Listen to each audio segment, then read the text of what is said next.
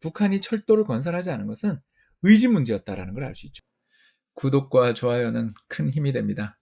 안녕하세요. 이코노미스트 홍춘욱입니다.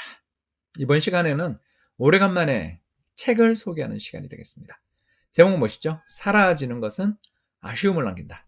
무슨 수필집일 것 같은데요. 사실은 사라지는 것이라는 것은 바로 과거에 살았던 인간의 삶, 과거에 살았던 사람들이 남긴 자취를 뜻하는 뜻입니다. 즉 역사, 그리고 특히 경제와 관련된 역사에 관한 이야기가 담겨있는 책이 되겠습니다. 이 책을 쓰신 작가님은 제가 가장 존경하는 우리나라 경제 관련 교수님 중에 한 분인 명지대학교의 김두월 교수님이 쓰셨고요. 김두월 교수님의 책은 상당히 재밌습니다. 저는 이 책을 읽으면서 가장 재밌었던 것 중에 하나가 북한 철도망 이야기였습니다. 이번에 오늘 한 번만 하고 말 책은 아니고요. 계속 아마 제가 서평을 올릴 텐데요. 그 중에 오늘 첫 번째 이야기는 북한 철도망입니다. 제일 위에 선이 한국, 남한의 철도망 연장입니다. 엄청나죠? 계속 올라갑니다. 이게 1940년이니까 한국 전쟁 그리고 일본의 태평양 전쟁 시기에 이제 철도망 건설이 중단됐죠.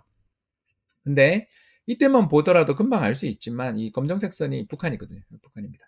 북한은 이때만 해도 우리나라보다 훨 철도망이 많았는데 우리가 이렇게 역전해 가는 동안 북한의 철도망 건설은 거의 이루어지지 않았다. 오히려 정체 상태다. 이런 걸 우리가 금방 알 수 있어요. 대체 이게 의미하는 바가 뭘까? 이게 오늘 한번 살펴보자라는 것입니다. 바로 자원과 정보의 원활한 흐름은 효율적인 생산을 가능하게 해서 경제를 촉진시킨다.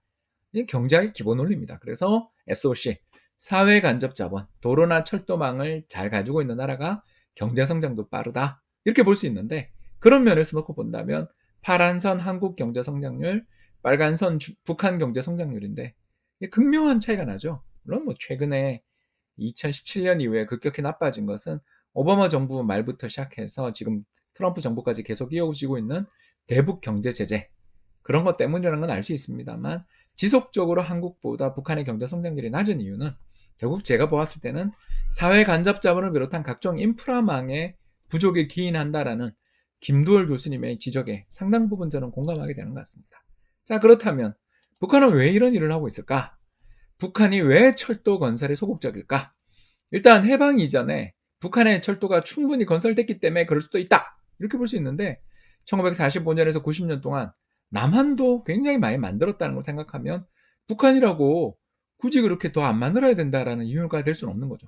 경제가 성장하고 1인당 소득이 증가하면 증가할수록 물동량은 늘어나니까 철도 더 만들어야죠. 심지어 한국은, 남한은 고속도로를 그렇게 많이 만들었는데 북한은 개성 평양간 고속도로 정도밖에 없잖아요. 결국 이건 1940년대부터 90년 사이에 남한에서 이루어졌던 대대적인 인프라 확충과 북한은 좀 대비된다. 물론 돈이 없어서 그럴 수도 있다. 인정합니다. 그러나 1950년대와 60년대 중국과 소련이 굉장히 그때 북한에게 어마어마한 원조를 해줬어요. 실제로 1990년 동구권 몰락 이후 북한이 어려워졌다는 걸 생각하면 그 이전 북한이 돈이 없어서 철도를 못 놨다. 이건 말이 안 된다는 겁니다. 결국 이상의 가능성을 기각할 경우 북한이 철도를 건설하지 않은 것은 의지 문제였다는 걸 알 수 있죠. 그럼 의지가 무슨 의지냐? 자립 경제 노선. 한마디로 말해서 북한에 있는 160개 여개의 각 군이 완결단 독자적 경제 단위가 되는 주체 경제죠. 이 완결된 경제 단위가 되는 것이 이 나라의 목표였다라는 겁니다. 물론 북한만 이런 일을 한 건 아닙니다. 중국도 했어요. 중국의 삼선 개발이라는 거 여러분 들어보셨는지 모르겠습니다. 바로 마오쩌둥 시절에 했었던 정책인데요.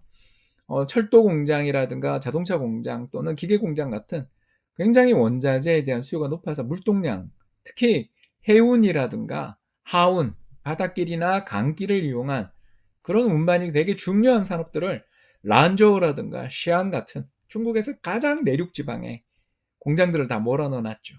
왜 그랬냐?